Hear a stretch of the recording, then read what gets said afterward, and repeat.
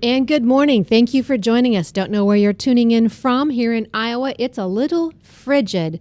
I don't even have my phone to check out the temperature, but it is cold out there today. And I think it's cold across the U.S.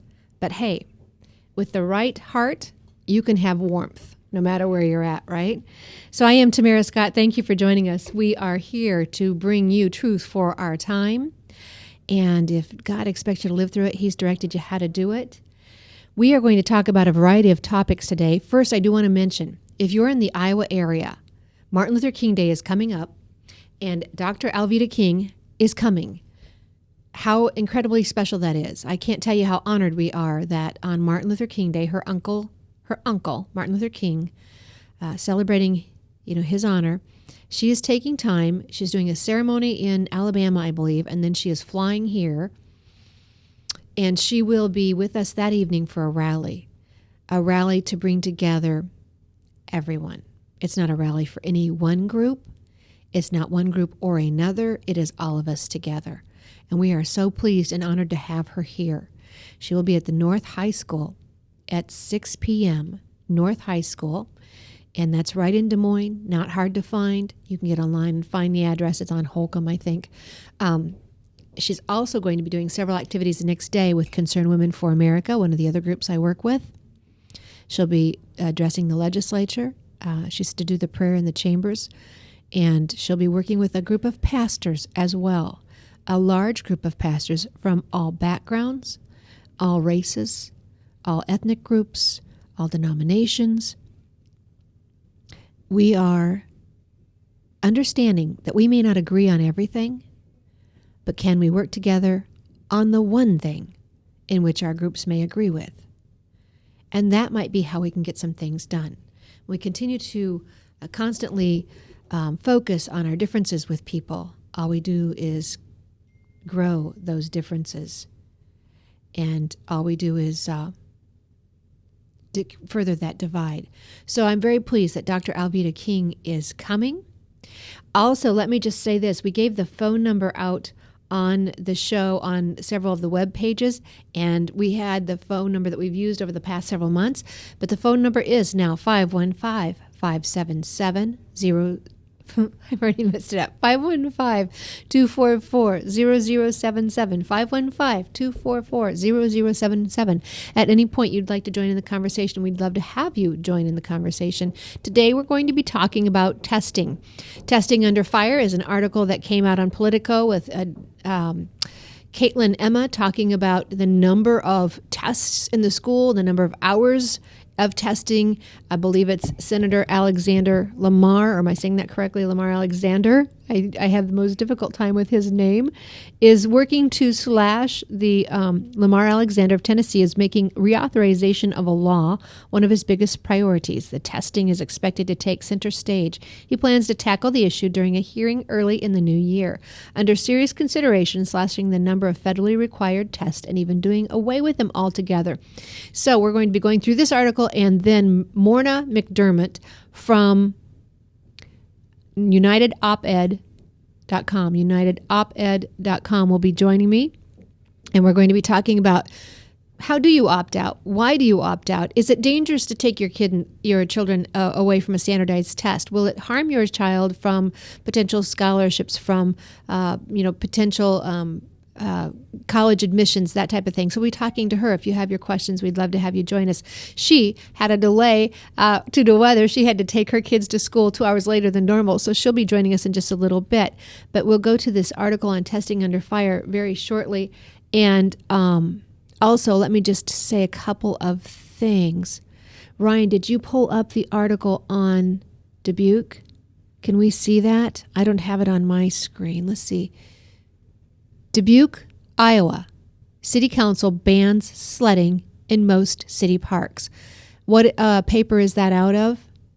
That's NPR. NPR News is reporting this, and I've seen it on several of the major news outlets across the nation as well in their morning programs.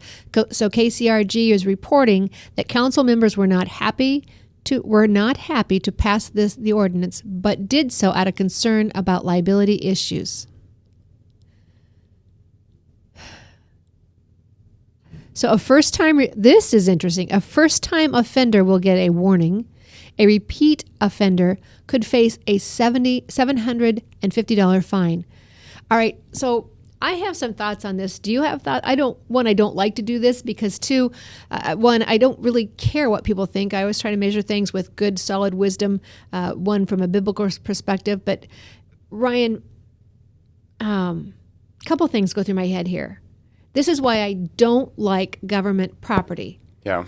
Government owning the swimming pools, government owning this. And now if you don't have private property where you can sled, you can't sled. Mm-hmm. Yeah, I don't know. You just told me about this morning, and I was thinking about it. Not too much, but the liability thing is pretty powerful. Which I think is kind of funny when Des Moines itself owns a skating rink. Mm-hmm. I would guess there'd be some pretty good risks there. Mm-hmm. So Des Moines owns a skating rink. I'm curious if Dubuque has any ice skating rinks. Yeah. But your swimming pools, all of that have liability risk. Mm-hmm. They have liability. The other thing, and this just goes back to what I think is a biblical issue, the idea of suing everybody else for an injury you incur. Like you don't know there's a risk when you put that sled at the top of the hill. Mm-hmm. To sue everybody else, whether private business owners, people suing them because they fell, unless it was a neglected issue, unless it was a dangerous, risky situation by an owner or by a government. I don't understand this attitude. Is that a biblical thing? No, I don't think so at all. I think the issues come from two places. One, that, the government does own a little too much. There's no such thing as private property anymore. I mean, the government's able to tax us on all our property, so that means it's not ours really. Anything isn't really ours anymore. When I see government hunting grounds, government shooting ranges, mm-hmm. I would rather see them privately owned, I think. Yeah, and the government doesn't like that. Obviously, men like power, but really, if we had that if we were able to own our own sledding hills, it wouldn't be an issue, this liability thing, because obviously we wouldn't be able to legally hold the government responsible for what we do or to ourselves. And so then the next comment's going to be, yes, but most people wouldn't be able to go sledding because they may not have a hill or know someone with a hill. Okay, but look, now in Dubuque, most people won't be able to go sledding anyway. Mm-hmm. And it's usually the argument I can hear in my head would be that those folks who can't afford land, maybe that have an acreage or somewhere out in the country where there might be a hill, so you wouldn't be able to do that unless you were wealthy and could have the land. That's the argument. Or I think pay I'm going to someone hear. else. Or pay someone else. That's. But this is going to set that exact same thing up, because now if you're wealthy and you can afford the fine, why not? Mm-hmm. Or if you have favor with somebody and you think you can get by with it, why not? Mm-hmm. This is just so. Back when I grew up, we went up to the elementary school and sled down the hill. So would this not be allowed? That won't be allowed in Dubuque either, because that's not a city, but it's a community district. I'm curious about that. I just think it just shows the continuing one. First off, there is a biblical root of this, and every issue we deal with, there is a biblical root. The fact that we are a legalistic, what's the word I'm looking for? Litigious.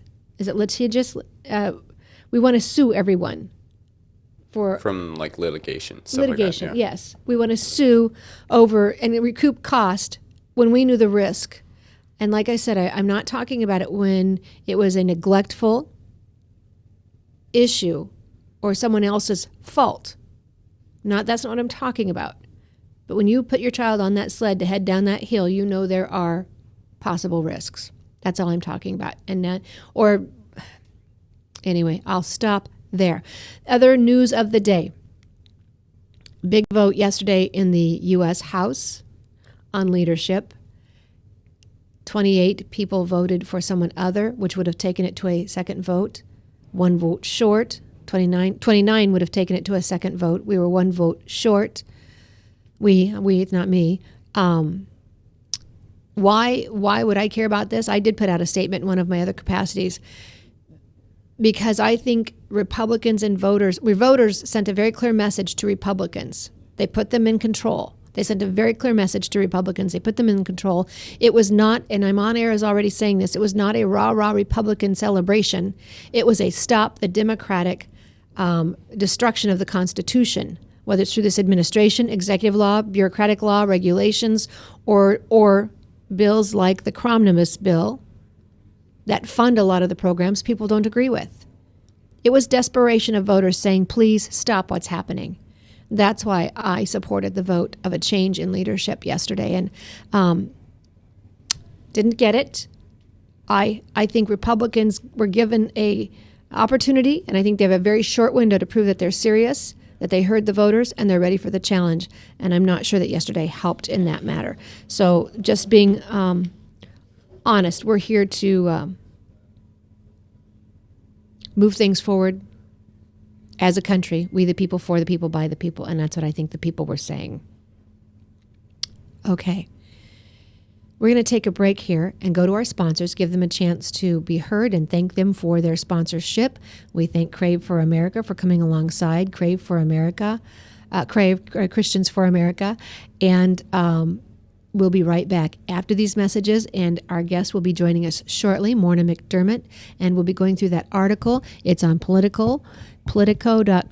Caitlin Emma is the author. Republicans on the Hill are finding unusual common ground with teachers' unions about an overthrow of the annual testing mandate embedded in No Child Left Behind, but I would add, and then cemented in Common Core. And so we'll be back to talk about that shortly. The phone number will be 515-244-0077 if you want to jump in and join us. We'll be right back. I am Tamara Scott. Thanks for tuning in with us on this blurry, blustery, cold winter day, unless you're somewhere in one of the few warm spots in the nation. We'll just give you the warmth from our heart. We'll be right back after these messages.